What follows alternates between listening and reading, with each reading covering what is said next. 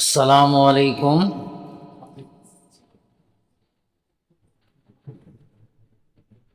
আর 3 রাত পর আমাদের সামনে আসতে চলেছে একটি মহান রাত, যে রাতের কারণে এই রমজান মাসের এত ফজিলত। যেই রাতে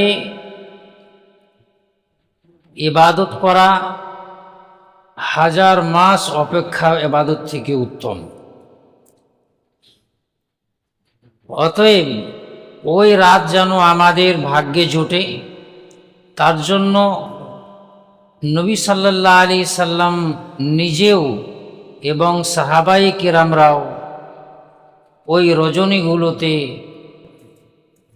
ইতিকাফ করেছিলেন, মসজিদে নিজেকে আবদ্ধ করেছেন। ইতিকাফ শব্দের অর্থই হয় থেমে যাওয়া, অর্থাৎ পরিবার থেকে বিচ্ছিন্ন হয়ে মসজিদে থেমে যাওয়াকেই ইতিকাফ বলা হয়। যে কোনো বা নিজের ওপরে কোনো জিনিসকে অবধারিত করে নেওয়া, অর্থাৎ যাবতীয় কাজকে পরিত্যাগ করে শুধু আল্লাহর ইবাদতকে নিজের জন্য অবধারিত করার নাম হচ্ছে ইবাদত। অতএব আমাদেরকেও উচিত হবে আমাদের যে আমরা এই পবিত্র রাত যেন পাই এবং তাতে ইবাদত করতে পারি। সেই জন্য আমাদেরকেও এই শেষ 10 রাত্রে ইবাদত করার জন্য ইতিকাফ করা খুবই প্রয়োজন। রাসূল সাল্লাল্লাহু আলাইহি সাল্লাম প্রথম জীবনে প্রথম 10 দিন ইতিকাফ করলেন। হযরতে জিবরিল আমিন এলেন এবং বললেন, আল্লাযী তাতলুবু আমামাক, যার সন্ধানে আপনি ইতিকাফ করেছেন সেটা কিন্তু আগে আছে। রাসূল সাল্লাল্লাহু আলাইহি সাল্লাম আবার মিডিলকার 10 দিন ইতিকাফে কাটিয়ে দিলেন। হযরতে জিবরিল আমিন এলেন আর বললেন, আল্লাযী তাতলুবু আমামাক, যে জিনিসের সন্ধানে অর্থাৎ শবে কদরের সন্ধানে যে আপনি ইতিকাফ করেছেন এটা কিন্তু আগে আছে। সকালবেলায় রাসূল সাল্লাল্লাহু আলাইহি সাল্লাম সাহাবায়ে কেরামের সামনে বক্তব্য রেখে বললেন, যাহারা আমার সঙ্গে ইতিকাফে কাটিয়েছো তাহারা পুনরায় এই 10 দিন মানে শেষ 10 রাতটাকেও ইতিকাফে কাটাও। ফাইন্নি উরিতু লাইলাতুল কদরি, কেননা লাইলাতুল কদর আমাকে দেখানো হয়েছে, ওয়া নাসিতুহা, কিন্তু আমি ভুলে গেছি।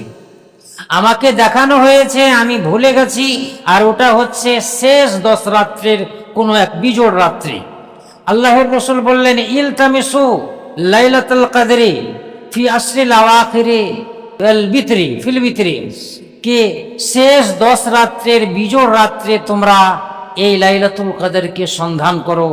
ভাইরা, বড় আফসোস লাগে আমাদের সমাজে কি রাসূল সাল্লাল্লাহু আলাইহি সাল্লাম বলছেন শেষ 10 রাত্রের বিজোড় রাত্রে তোমরা লাইলাতুল কদরকে বা শবে কদরকে সন্ধান করো।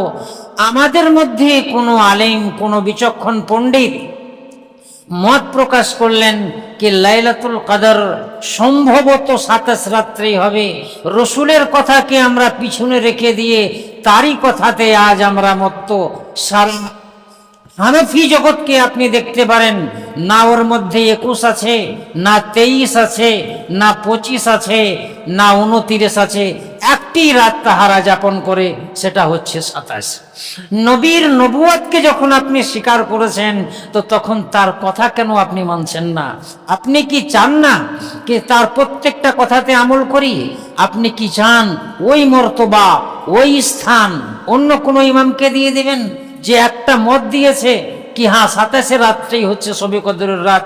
আমি কখনোই বিশ্বাস করি না। কেননা রসুল আমার বললেন, ইলতামিসুহা ফিল আশরিল আওয়াখিরি ফিল বিতরি, শেষ 10 রাত্রের বিজোড় রাত্রে তোমরা শবে কদরকে, লাইলাতুল কদরকে সন্ধান করো। তাই ভাইরা, আপনাদেরকেও বলবো কি এই রাত যাপন করার জন্য সব থেকে উত্তম তরিকা বা পদ্ধতি হচ্ছে মসজিদে এসে ইতিকাফে বসা। এবার ইতিকাফ কোথায় আপনি করবেন? আমাদের ভাইয়ের মানে কোরআন হাদিসকে আমরা পিছনে ফেলে দিয়ে আমরা কিন্তু ইমামের মতেই মত্ত আছি। তাকেই আমরা নবীর স্থান দিয়ে দিয়েছি।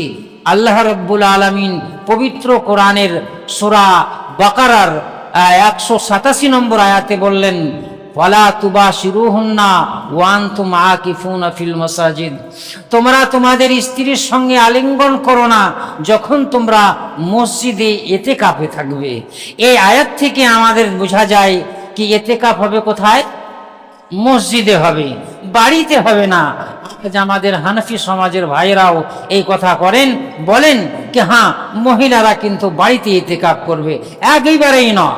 আল্লাহর রাসূল সাল্লাল্লাহু আলাইহি সাল্লাম নিজের জীবদ্দশাতে মসজিদে নববীতে ইতিকাফ করেছেন।